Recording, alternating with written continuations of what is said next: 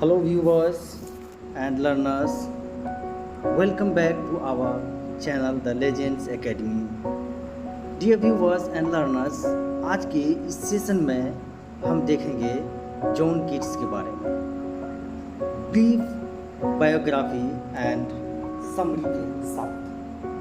तो dear viewers, John Keats को आज हम इंटरेस्टिंग तरीके से और आसान तरीके से पढ़ेंगे।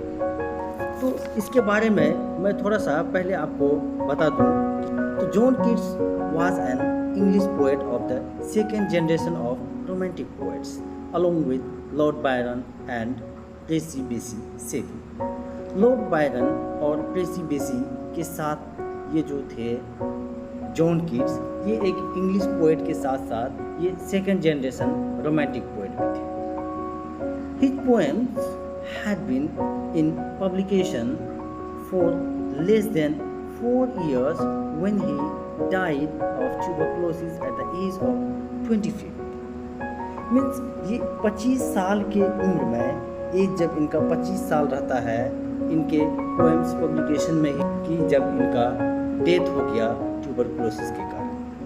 They were indifferently received in his lifetime, but his fame grew rapidly after his death. तो डियर स्टूडेंट, ये अनटाइमली डेथ हो जाता है इनका, 25 साल की उम्र में इनका डेथ हो जाता है। और इनका जो वर्क्स रहता है, इनका जो फेम होता है, नेम होता है डियर स्टूडेंट, ये इनके डेथ के बाद होता है, क्योंकि इन्होंने जो काम किया, जो वर्क करके गए, ये इनका वर्क इनके डेथ के बाद पूरा फेमस होने लगा, और जिसके वजह से इनका फेम काफ़ी बढ़ने लगा इनके डेथ के। तो डियर व्यूवर्स, जैसा कि आपके जो प्रेस्क्राइब्ड बुक है रेनबो पार्ट 2, उसमें आप देखेंगे ode to autumn. Ode to autumn में आपने जॉन कीट्स के बारे में, आपके one of the greatest of English romantic poets, जैसा मैंने आपको बताया कि ये एक ग्रेटेस्ट इंग्लिश रोमांटिक पोएट थे। Born in Mansfield, London, studied as church park, deeply interested in cricket and boxing, he grew into. तो ये सब इतना इम्पोर्टेंट नहीं है डियर स्टूडेंट। अब हम चलते हैं इसके बारे में थोड़ा सा इंट्रोडक्टिव वाले पार्ट में। तो जैसे ओड टू ऑटम, ये तो आपका ये नहीं देखना है, इसको बाद में देखेंगे। ये आपका दूसरी, ये भी नहीं देखना है। यस, अब हमें देखना है इनके बारे में, जॉन कीट्स के बारे में थोड़ा सा बायोग्राफी में। तो John Keats dear student 31 October 1795 में बर्थ लेते हैं। इनका जो बर्थ होता है कब होता है? 1795 में, और इनका डेथ हो जाता है 23 फरवरी 1821।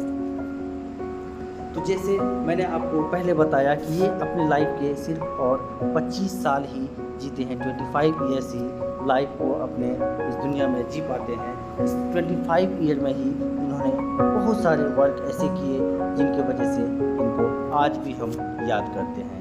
तो इनके बायोग्राफी में थोड़ा मैं देखूं कि John Keats is a paragon figure in the real of English romantic poetry. ये इंग्लिश रोमांटिक पोएट्री के एक पैरागॉन फिगर थे dear student. He wears this mantle mostly for the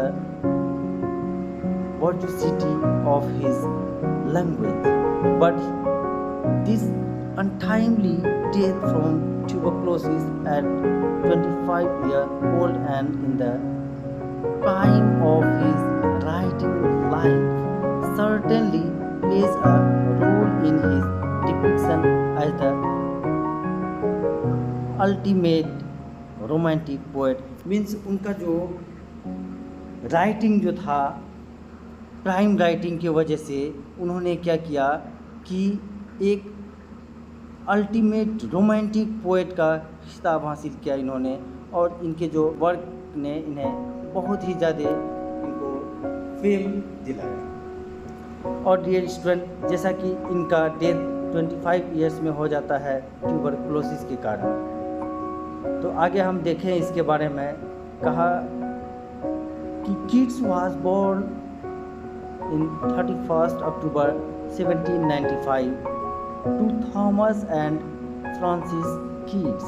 means इनके जो पेरेंट्स थे वो थॉमस एंड फ्रांसिस कीट्स थे और इनका जो बर्थ होता है 31 अक्टूबर 1795 में इनका बर्थ होता है। Thomas worked in the stable of the Swan and hoop in which he later managed। अब इसका थोड़ा समरी देखें डियर स्टूडेंट। समरी में देखेंगे इनका कि this is an ode that extols the beauty and fullness of autumn। तो ये जो समरी है डियर स्टूडेंट, ये समरी आपका ओड टू ऑटम का है। जैसे कि आपके प्रिस्क्राइब्ड बुक में ये दिया हुआ है, ये ओड टू ऑटम। इसका जो आप ये पढ़ेंगे, टेक्स्ट पढ़ेंगे, इस टेक्स्ट का एक समरी मैंने शॉर्ट तैयार किया है, आपको ये करके जाना है अपने एग्ज़ाम में। तो इस समरी में सबसे पहला पैराग्राफ में आपको तो इंट्रोडक्टिव वाला पार्ट देना है, जो ऊपर में मैंने लिखा है उसको आपको देख लेना है, समझ लेना है, वो पहला पार्ट इंट्रोडक्टिव वाला। उसके बाद आपको इस पोएम के बारे में देना है, कि इस वर्क के बारे में देना है कि this is an ode that extols the beauty and fullness of autumn.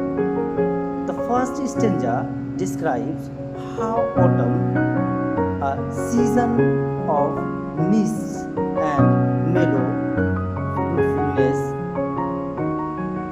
conspires with the sun to fill up vines and trees with fruit and to help produce various crops। तो my dear student, जैसे कि writer कैसे इनको autumn को कह रहे हैं कि ऑटम जो है एक सीजन है, जो फर्स्ट स्टेंजा में कह रहे हैं कि how autumn a season of mist. जो ऑटम है वो क्या है, एक मिस्ट का सीजन है। ये लाइन आपको ऑब्जेक्टिव में याद कर लेना है। ऑब्जेक्टिव में ये लाइन आपका आ सकता है कि जो सीजन ऑफ मिस्ट है वो किस स्टेंजा में राइटर ने बात किया है। तो आपको बताना है कि स्टेंजा फर्स्ट में, या आपको ये कह सकते हैं कि फर्स्ट स्टेंजा में describes how autumn a season of dash दे सकते हैं। तो इसको आप देख लेंगे। क्लियर है? With the sun to fill up vines and trees with fruit and to help produce various crops। In the second stanza, अब सेकेंड स्टेंजा में ये क्या कह रहे हैं, Keats likes various people working at the end of autumn harvest to the season itself. Means जो second stanza है, second stanza में किड्स पसंद करते हैं, जो लोग काम करने वाले होते हैं और इस सीजन के एंड में, as opposed to Keats ode on melancholy।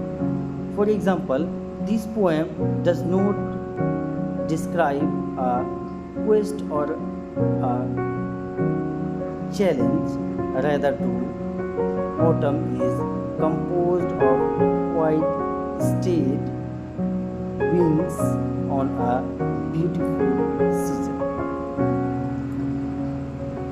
And next stanza ये कह रहे हैं कि stanza second Keats uses personification to describe autumn in the forms of humans at various tasks। The softness of autumn is echoed in a grain's hair soft lifted। तो my dear viewers and learners and students, जैसे आपने इस summary को, short summary को देखा, इस short summary से आपके कोई भी क्वेश्चन रिलेटेड आए, आपको इससे बहुत आसानी होगी आपको अपने सारे क्वेश्चन को सॉल्व करने में।